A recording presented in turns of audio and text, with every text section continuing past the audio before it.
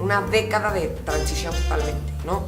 No a nivel México, sino a nivel internacional, a nivel mundial. Una guerra de ideologías, una guerra de romper esquemas que estaban totalmente puestos, de dejar de callar, de lo que estaba detenido liberarlo. Los antagónicos, que por un lado está Estados Unidos, capitalista, y por el otro lado Rusia, que es comunista. Entonces, esto que es la Guerra Fría empieza a tener repercusiones internacionales.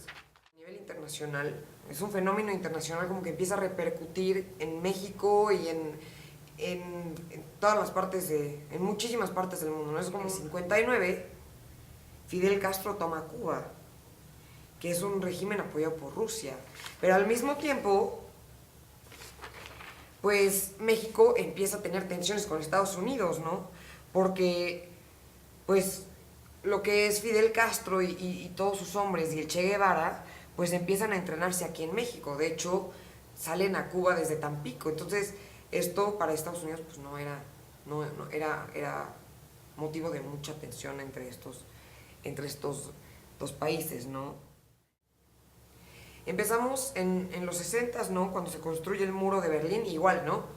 Un lado capitalista, un lado socialista, empieza el boom de los Beatles como consecuencia de esta explosión juvenil. Hendrix, que se hace famosísimo por el himno de Estados Unidos en la guitarra, los Doors, Led Zeppelin, los Rolling Stones. En el 65, a Malcolm X, activista en contra del racismo, bueno, lo asesinan. En el 67 asesinan en Bolivia al Che Guevara, con esta imagen que les voy a mostrar a continuación. Bueno, luchador guerrillero, ¿no? Cuando Fidel busca hacer un trato con Rusia, dicen las lenguas que se pelean, y entonces Che Guevara le dice a Fidel, oye, ¿sabes qué? Me voy a ir a hacer la revolución a Bolivia. Y se va a hacer la revolución a Bolivia, pero ahí la CIA lo atrapa y lo matan. En el 68 asesinan a Martin Luther King. En el 68 también asesinan a Robert Kennedy, que pues muy cómplice de Luther King, y bueno, que era candidato a la presidencia. Llega el 69, donde también Estados Unidos y Rusia están en esta como carrera espacial. En el 69 llega el primer hombre a la luna, Apolo 11. Aparte de Cuba, que es totalmente socialista, en Chile, también en el 69, un gobierno socialista llega al poder. En China de Mao, Mao, líder político, vive en esa época la revolución cultural. Se fue transformando la sociedad milenaria. En México, pues esta repercusión también, ¿no? Que está pasando en México, que también hay gente muchísima gente que está tratando de romper con esos esquemas y que se está dando cuenta de que no es natural y que no es normal y que no quieren vivir así, como en el control. Esta onda de buscar comunistas en todos los o sea, artistas, que pasaba en Estados Unidos, pero también pasaba aquí de cierta forma, ¿no? Como lo veíamos en los documentales en los que vimos, de gente que por hacer cosas en las que creía terminaba en la cárcel. Y en Estados Unidos pasó lo mismo, con artistas impresionantes, gente de la política, que empiezan a encerrar artistas porque el gobierno pensaba que tenía que ver algo con Rusia, con la ideología de Rusia, y entonces esta onda de control, pues México también decía, no manches, o sea, yo no estoy de acuerdo con esto. México, bueno, pues se vuelve una isla intocable, a la cual los jóvenes como que empiezan a decir, bueno, ¿por qué está pasando esto? Y entonces empiezan a preguntarse, ¿por qué esta isla se maneja con total autoridad, con falta de pluralidad?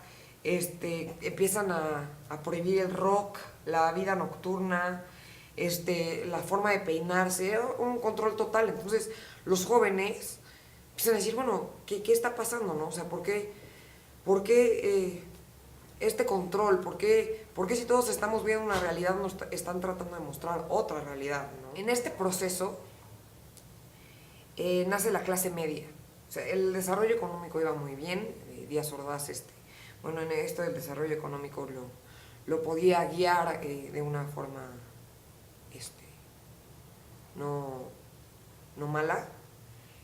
Y habían trabajos o había esa esperanza, ¿no? Que todavía no se había perdido en esos instantes, como que se empezaba a perder. Bueno, los jóvenes tenían un desprecio muy cañón, muy canijo, por la política.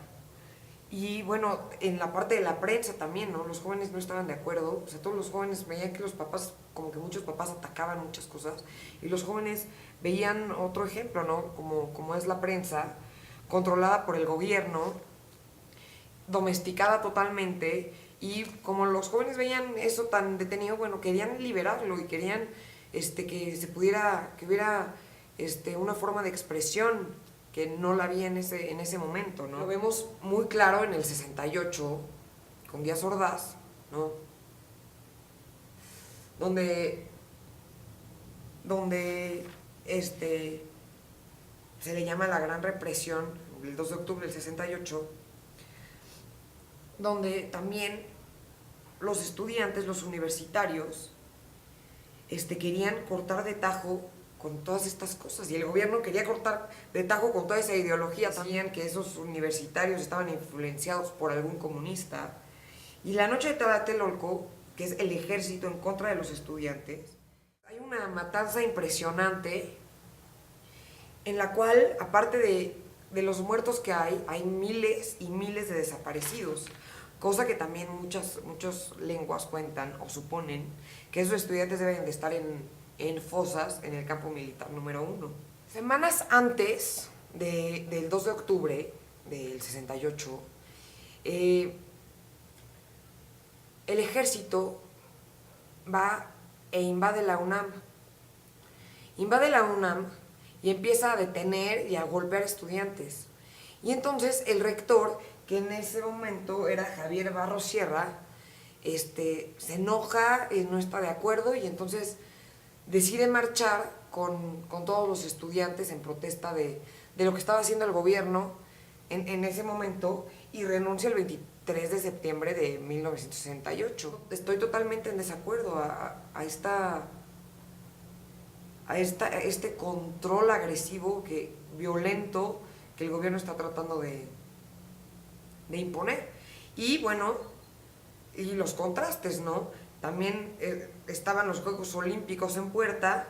De hecho, en los Juegos Olímpicos, pues toda la gente empieza a abuchear a Ordaz. Como la prensa estaba tan controlada, pues no se sabía mucho de lo que estaba pasando y lo que pasó en Tlatelolco, ¿no? Habían mentiras desde el número de desaparecidos, mentiras del número de muertos, de lo que habían hecho, hasta que poco a poco se van haciendo las investigaciones y pues la verdad va saliendo a la luz. Bueno, y en México a nivel música es muy padre, porque también analizas un poco la música y te das cuenta de lo que está queriendo expresar la gente, ¿no? Gritar. El rock, como lo que era César Costa, Enrique Guzmán, Alberto Vázquez, empieza Santana, el Tri, ¿no?